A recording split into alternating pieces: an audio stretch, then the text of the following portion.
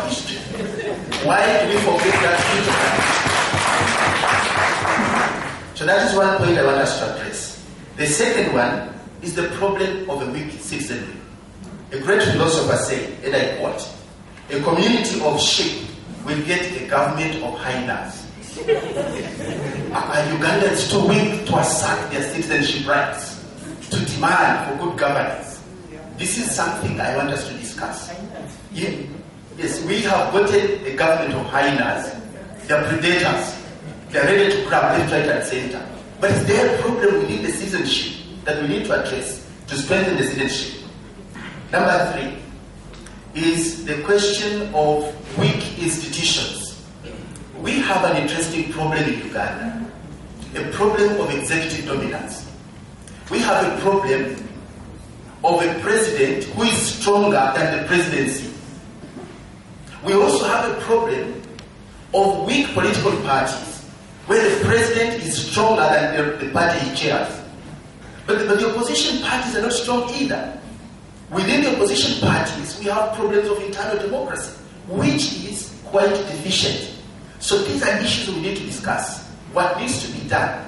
If we are talking of 18 years of the Constitution, 50 years of the nation, there are certain expectations, social expectations, that emerge when you tell somebody, I'm 18 years. More expectations when you say, I'm 50.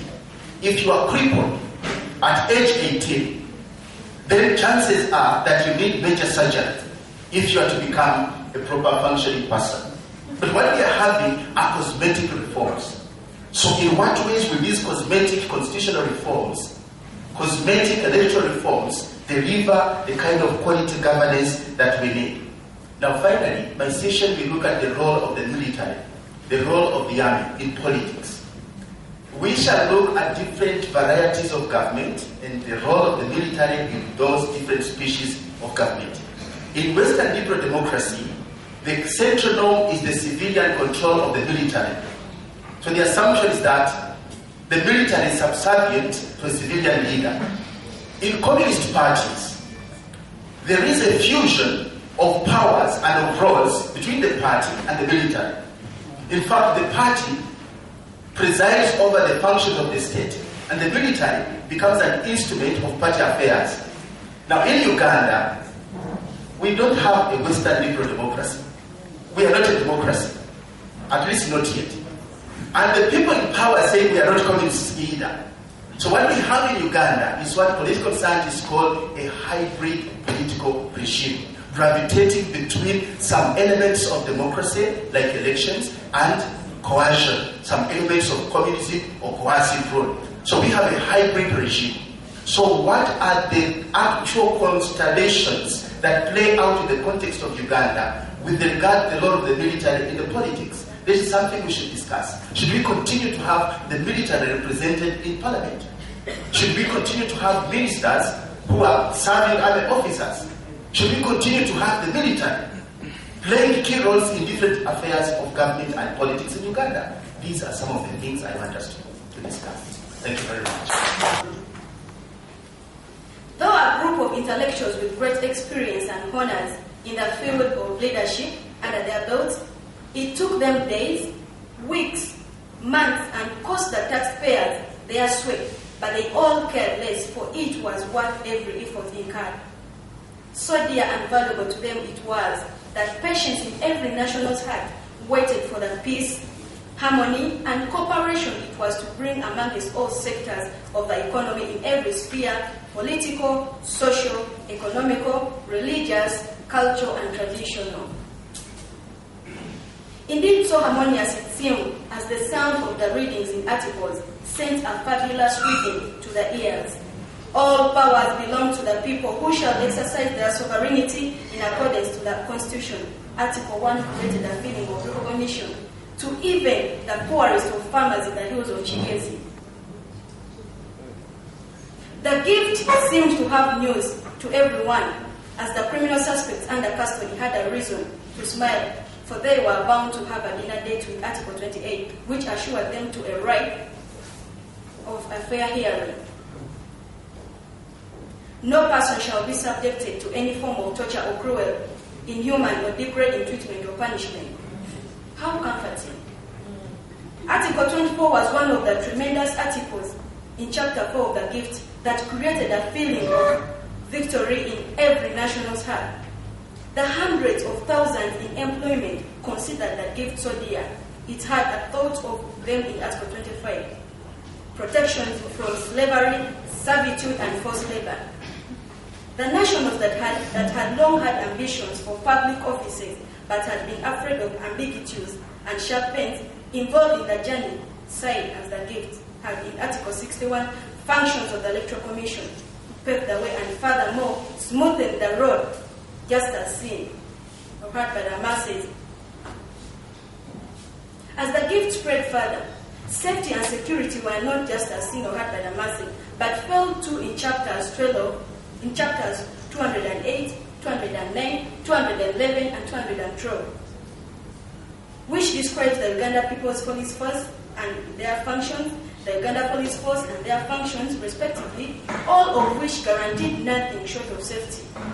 An interview with a lady at the time would have assured any interviewer of how much the women appreciated the gift. For Article 33, women shall be accorded full and equal dignity of the persons with men, was first gaining popularity as an anthem in the feminine world. I'm not really sure about what you're thinking, but if it is what I think, then yes.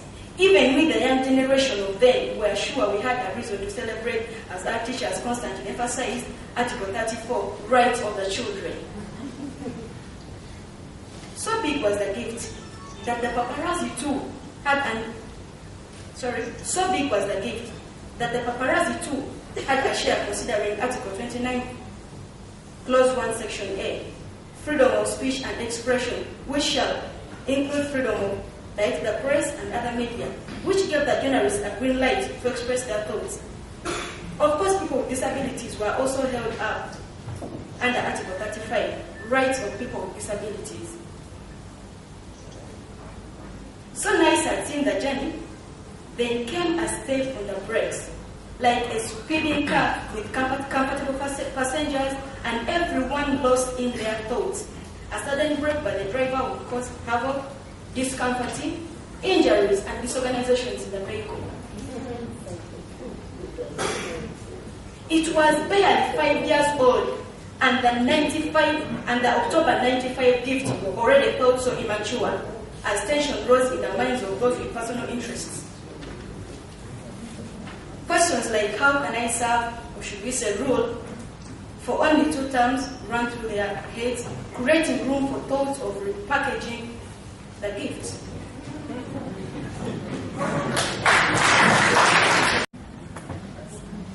If you still thought Article 128 was firm on the independence of the judiciary, think again.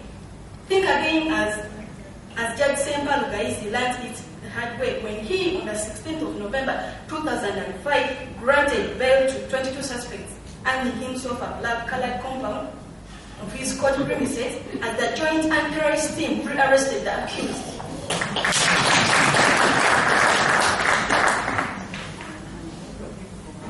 Now listen to this. People shall be governed through their will and consent, Article 1, Clause 2. Of course, through voting and Electoral Commission would count the votes, which sounded good, but wait a minute. Do we get to choose the Electoral Commission or it is imposed on us? Article 601, Clause 1. Article 600, Clause 1. Is it then our president will? It isn't. What's it must go with the controversy? I'll need between now and forever. So let us just put the October 95 gift in a weighing scale. Is it, again, joke, or someone was actually making preparations for the rule of law? Either way you choose to perceive it, fact is the intended beneficiaries were and still at a loss. Uganda at heart, Uganda forever. Thank you very much. Thank you. Thank you very much.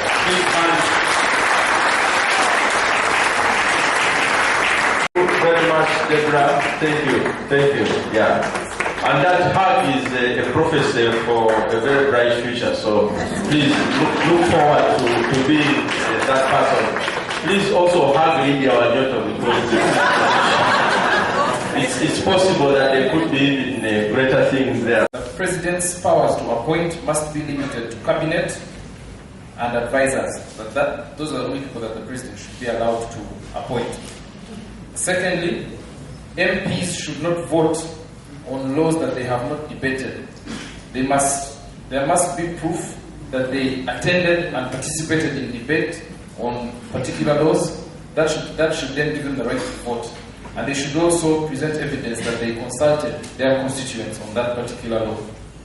The third recommendation was that we should seek extra legal means of resolving the constitutional crisis we are faced with, since the Constitution itself also provides for that option. The fourth one is that citizens should take up the situation and resolve it because there is no hope in the current regime to correct itself. The fifth is that we should reenact the power of recall. You notice that under Article 84 of the Constitution, you cannot exercise recall, particularly for an MP. So that we should reenact that provision so that it can take effect. If a member of parliament is errant, the constituents should be able to recall them. The other one is that we should restore societal values as Ugandans. We should have a shared national value system so that we are above, we cannot be bought by money or be intimidated into changing our positions.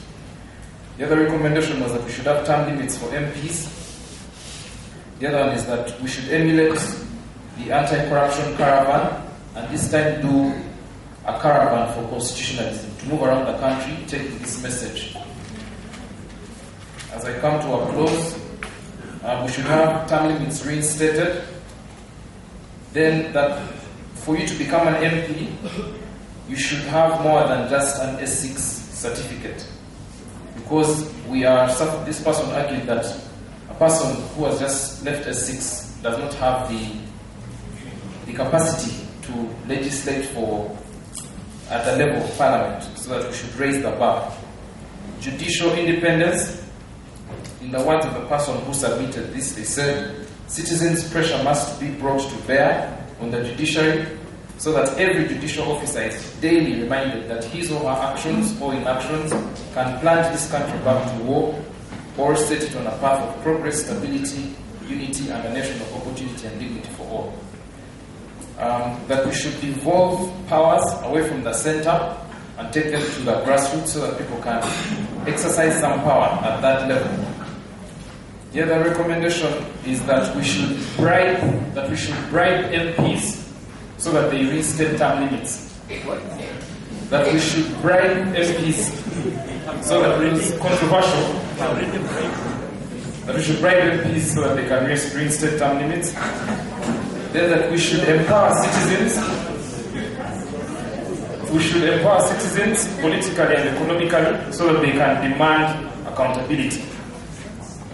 And we should review the Constitution entirely with a view to remodeling it to suit the demands of our population.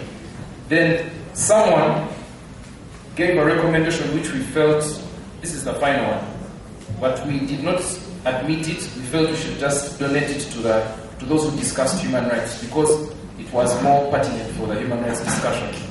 And they were saying, I hope the rapporteur for the human rights group is taking notes, that we need a clear definition of who the minorities in the Constitution are, because as the Constitution now states, the minorities are not clearly defined. That was what, yes, and finally, Honorable Norbert Mao was allowed to give a submission, and he left us with the following recommendations. We need a Truth and Reconciliation Committee. Uganda needs healing. People should not, tribes or groups should not pay for individual crimes. People must pay individually for their crimes, and not to have an entire tribe persecuted for the wrongs of individuals. The Constitution should guarantee a functional and inclusive economy. Yes, that was what came out of our discussions in the separation of powers session. Thank you. Right. Yes. Let me say interest groups. Interest groups. So the members of parliament, the women, and so on. So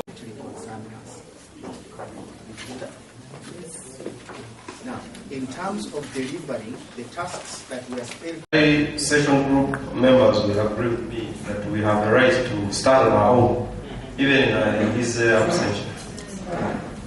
We discussed several issues on human rights, and I'm going to present the recommendations as brought from the whole discussion. We seem to agree in our discussion that in Uganda, human rights are more honored in violation than in observance. That was the bottom line of our discussion.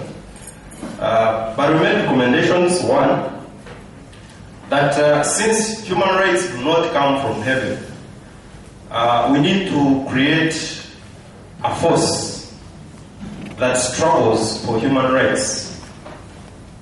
Human rights are not free. We agreed that we need to agree with the struggle for human rights theory that has been realized by renowned scholars.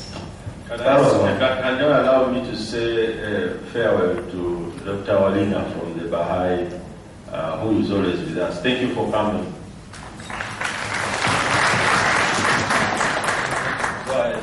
We also agreed that we need to shift these debates from the urban areas down to the local population, because our local population does not know anything about the Constitution.